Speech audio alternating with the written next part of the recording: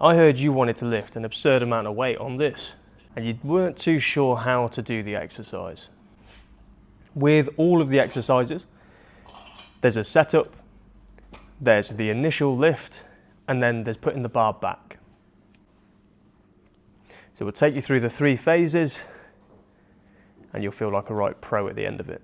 So when we're going through bench press, depending on what variation, we're going to set up the spotters to either be slightly below the chest or slightly above the chest.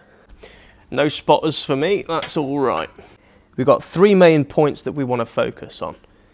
Feet, so they're going to come towards me, and I'm going to push my feet into the ground. We're pushing our shoulders into the bench, and then we're trying to bend that bar around like so.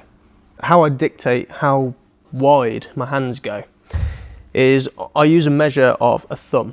So I go from the knurling, or the beginning of that knurling, and that is going to be the distance that I use. And that's just a bit of a rule of thumb. That's quite funny. So when we're setting up the bench, we're going to think about 3 things. We're going to go through a bit of a checklist. My feet are going to be pushed into the ground. My shoulders are going to be pushed into the bench. And then my hands are going to be bending that bar around, almost turning it into a horseshoe. In order to get my hand placement, I'm going to use a rule of thumb. And where that knurling starts, that's where my thumb goes. Feet, pushing them into the ground. And you can tell because my legs are much tighter than they were. Shoulders, pushing those into the bench.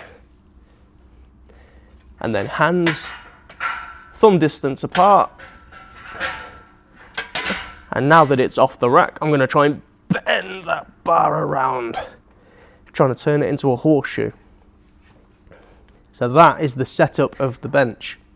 All I'm going to do now is I'm going to bring it down to my sternum and then press it back and slightly up over my shoulders.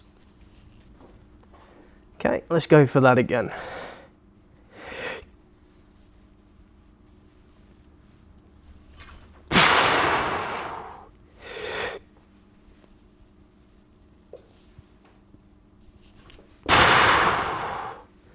Cool. Bringing it back.